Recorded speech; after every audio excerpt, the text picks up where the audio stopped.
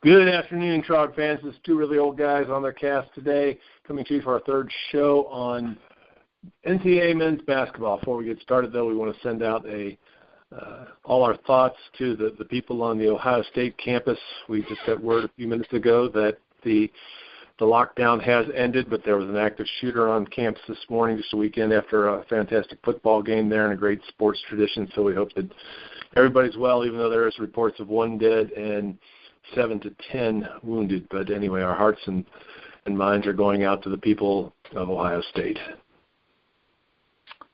Sad day for the Buckeye campus, but let's talk about something a little more light. Let's go a little bit. I know we'll start off. I know you're chomping at the bit, but we're going to go right to the big upset of this week. You heard it here first, folks. Jim Reaker called the Indiana Purdue Fort Wayne Mastodons as a team to watch, and watch they did last week in upsetting the number 3 Indiana Hoosiers. Have you come down from jumping up and down about that one yet, Jim? No, I haven't. Actually watched most of that game. It was on the Big Ten network. Actually flipped over, not expecting to watch the entire game, to be honest with you. But it stayed close. Actually, the Mastodons had like a 10-point lead in the first half, which the Hoosiers had narrowed down to 2 at halftime.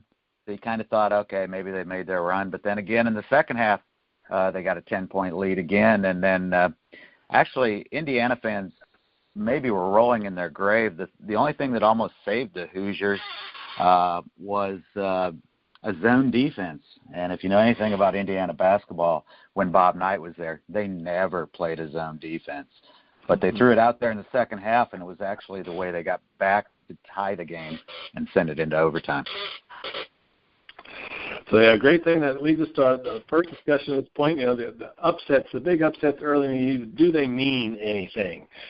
I'll cut right to it. What they mean is it's a fun time for fans like the Mastodons to say they beat it, and they'll be talking about it in bars and restaurants in Fort Wayne for years. But when it comes right down to it, they don't mean much past that. Jim, can you remember the big upset maker from this time last year? What college? No. Exactly. There it is. Exactly. Nobody really remembers that Monmouth with their posed physical art and the hijinks on the bench, and they beat UCLA, right. Notre Dame, and USC within 16 days. What happened to them? Second round loss in the NIT. Had a great record though, 27-7. These were great stories. It goes all the way back to I'll make one victory over Virginia. One point where this may come into play.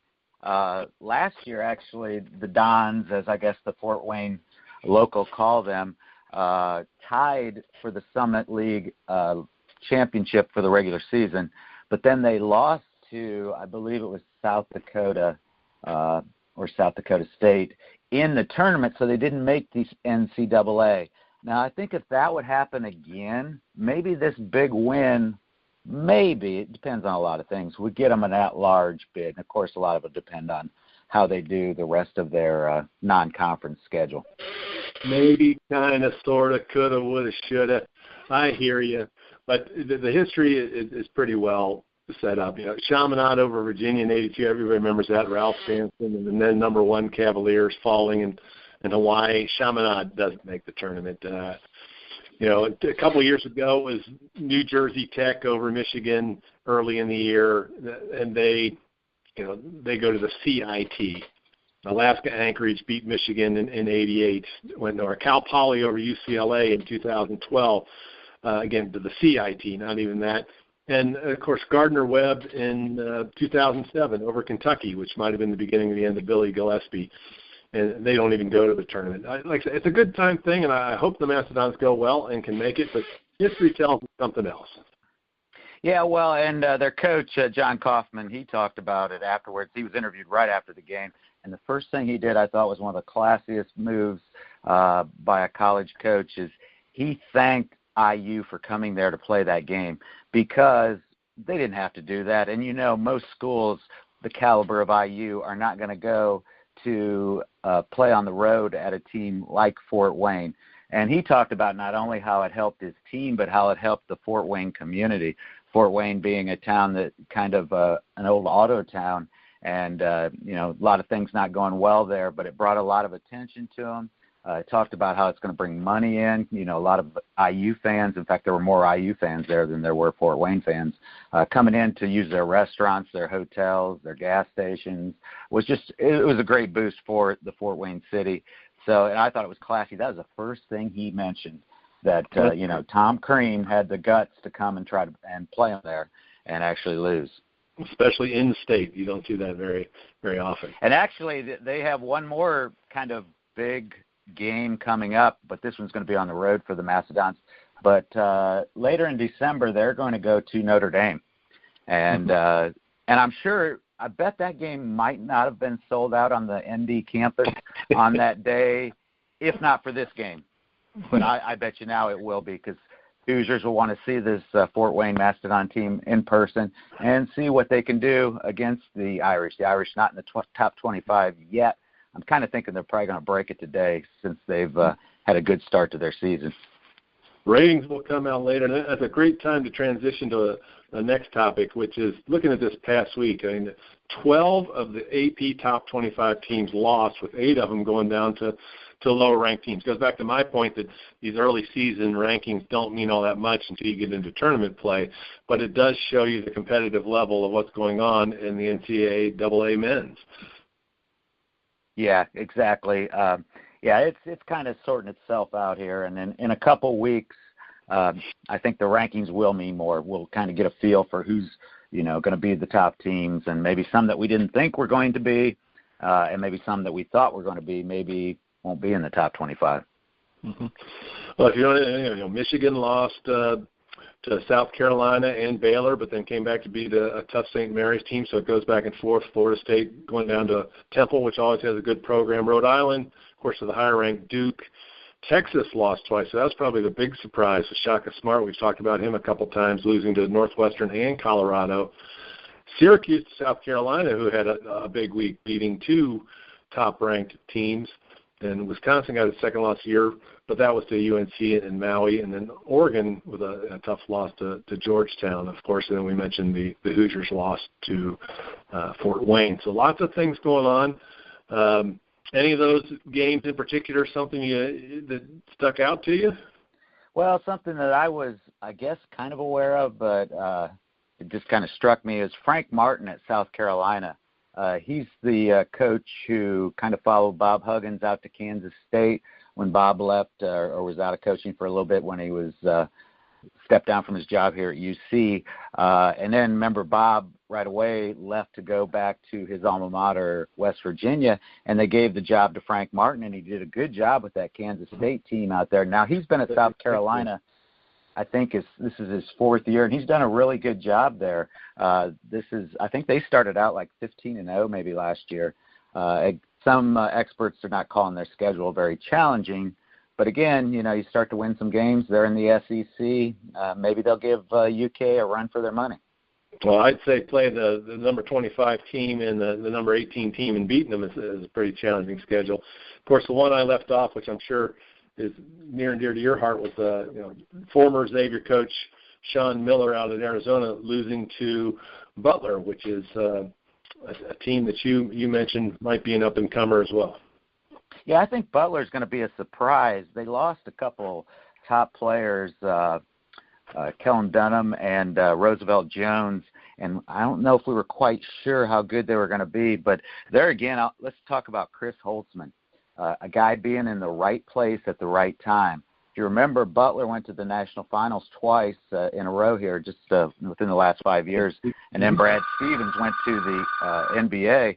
And they brought in another coach by the name of Brandon Miller, who had some personal issues and had to resign kind of right at the beginning of the season. And Chris Holtzman just happened to be an assistant that they pushed into that position, and he's done an excellent job. I think, he's a great coach. They had a couple big wins over the weekend. They beat Vandy, and as you talked about, Arizona. So I think they're going to be a force to be reckoned with in the Big East this year. Again, they're a great team, a great addition, one that I kind of questioned being part of the Big East. I thought maybe they were a flash in the pan, but the last 5 or 6 years has proved I think they're going to be strong year in and year out. And like we talked about last week, Andy Katz says, the Big East could have 5, maybe as many 6 teams in the big dance come March, but we'll have to see it. That brings us to some of the upcoming games of the week, and big week for the Big Ten ACC Challenge. Since the Big Ten's one of yours and the ACC's is one of mine, I'll throw it out right now. Your favorite ice cream sundae, your favorite cold beverage, whoever wins the challenge this year. Are we on? We're on. All right. Of course, you got it in the bag. The Big Ten has won this 7 years in a row, so the ACC's got to dig their way out of the hole, but the ACC has some of the higher-ranked teams. And the first one is tomorrow night with Michigan State at Duke. And rather than talk about that game, which can go either way when you got Izzo and Krzyzewski, I'm sure you saw that Coach Izzo this weekend apologized to his team for how tough he made the beginning of the season schedule on them. What do you think about Coach Izzo's remarks? Well, I think he's right on, and we actually talked about that, I think, in our last show, that, they were in Hawaii, they were in New York, they were down at the Atlantis, now they're going to Duke. It's just, we talked about, is that going to wear them out? And I think it kind of has, although they've also dealt with some injury issues. In fact, that Michigan State-Duke game is not quite going to be, I think, the game people were looking for going into the season. I just saw where Grayson Allen, their top player, he may not play because of an injured foot, and 3 of their big freshmen still aren't ready. They're still recovering from injuries, so that might be a different game than we thought it would be originally, the big one. Well, it just goes back to the thought that it's where you end up rather than where you begin, and that'll be some more of the shuffle. Other games in that Big Ten Challenge also tomorrow night. Number 18 Syracuse will be at number 16 Wisconsin, which has been reeling a little bit. Wisconsin has lost 2 here early, one to a tough Creighton squad, and of course one to North Carolina. So no bones there. On Wednesday, they'll see 3 games. It's North Carolina, which is right now number 4. Of course, like I said, the ratings come out later today, so these could change, against number 3 Indiana. One game I think you want to watch because you just never know what Thad Matta is going to throw out there is Ohio State. They're going to be at Virginia.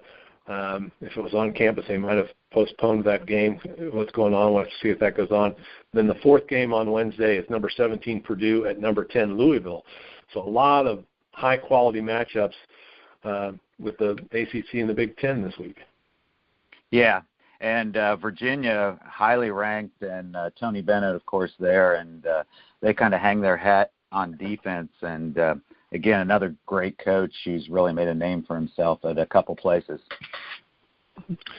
Yeah, and then on Thursday, we've got my Bearcats going up against number 21 Iowa State, who's coming off a loss to Gonzaga, who no shame there. Gonzaga was ranked about 10 slots ahead of Iowa State, but this might be Cincinnati's chance to get somebody from the American back into the top 25.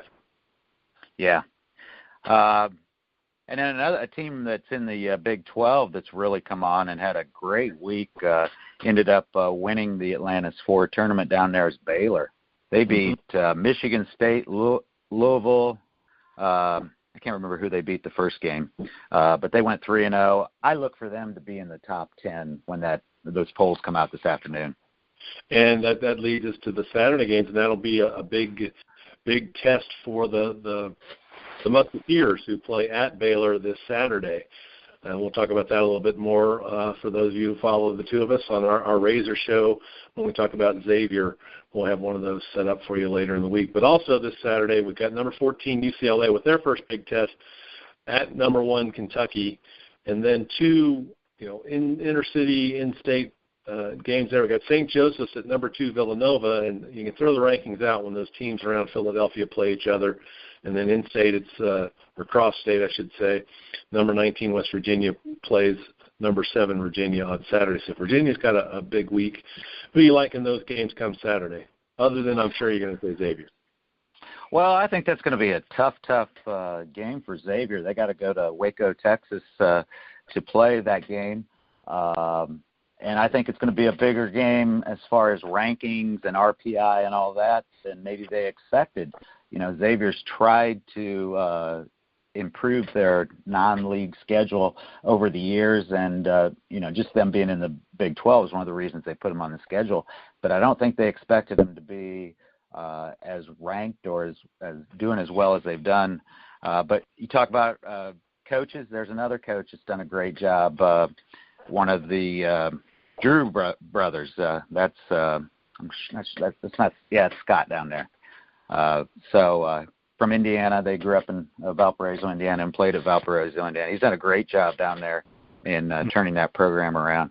Wanted to mention one of your teams in the Pac-12. I caught a little bit of yesterday. Was UCLA. They won the Wooden Classic out there, and that Lonzo Ball. He looks like he's a player. He is a player. And that's what Steve Alford's kind of pitching his wagon to this year, because he needs to have a good year to bounce back off a terrible year last year. And I think we'll really find out, like I say, when they play Kentucky, who has their revolving door of one-and-doners down there, and they've looked good at the beginning of the season. So I kind of look for UCLA to maybe upset the Wildcats. I think they're playing well. Lonzo Ball actually is leading the country in assists. He's averaging over 9 assists a game. He can score, but he doesn't have to score. And so maybe that's what the piece that Steve Alford was looking for, because he has a couple other guys that can score on the team. And Lonzo can be a scorer, but he doesn't have to be a scorer. So I'm going to tell you right now, I think when we talk next week, we'll be talking about a new number one, because I think the Wildcats might get upset down there. It'll be a door, and Coach Alford did say exactly that. He wanted Lonzo to be somebody to spread the ball around, and if he can get that, they're going to be a much better team. St. Joseph's, any chance to beat Villanova on Saturday? Well, yeah, that's again, you throw the records out. That's what they used to call part of the Big Five in Philadelphia. Mm-hmm. So that's one of those games that I think it'll be a challenge for Villanova, and St. Joe's. Bill Martelli always has a well-coached team, so yeah, they could beat him, I believe. So, will anybody break 50 with Bob Huggins' defense against Tony Bennett's defense? No. Could end up being a low football score. We will thank the NCAA for the 30-second clock on that one. All right, so it's going to be an exciting week of basketball. It's been an exciting one. Anything else on your mind this week, Jim? No, I think we covered most of the highlights. Again, it's I was glad to see that college basketball got a lot of attention this week. This is really college football's kind of time to shine with all the big rivalry games this weekend. And then now you have all the conference championships coming up this coming up weekend. But, you turn on the TV, you can find plenty of basketball on and plenty of marquee games. So, things are starting to sort themselves out. And, again, I'm eager to see the top 25's rankings, although you say don't mean much. But I think Xavier maybe will jump up a couple spots. And, again, I think we'll see Baylor probably in the top 10 also. Yeah, it would be a shuffle, and that come out later today. We'll see, and I think a lot of things will also shuffle as they sort out the ACC, Big Ten, and all those games that are going on this week. Well, good luck to all those teams that are going on. We've got are you going to try to stump me again this week, or? I have no trivia for you this week. I'm sorry. You have anything for me? Any great facts? You always come up with great facts. I would never try to stump you, Jim. No, the two things I know from my buddy Jim here, who's a big NASCAR fan as well as a basketball fan. You may need to know that today is the anniversary of the first horseless carriage race ever in U.S. history. The Duryea brothers, they've been bicycle makers, but they made a car, and they won with their first automobile. And on a sad note, on this day in 1939, James Naismith, the father of basketball, passed away at the age of 78 in Lawrence, Kansas. So without Dr. Naismith, we're not talking about any of this. And sadly, as I was looking that up, Jim, it'd be hard to say, but Dr. Naismith actually had a losing record as a coach. So you invent the game, but other people bypassed him on that. Interesting. Yeah. We'll be back sometime next week. We'll let you out probably early in the week, Monday or Tuesday, depending upon when the games rain out, and Jim and I can fix our schedules. But we thank you for tuning into the Trogcasts. Hope you're finding them entertaining. And Jim, you want to give a shout out to our sponsor there as we go off the air?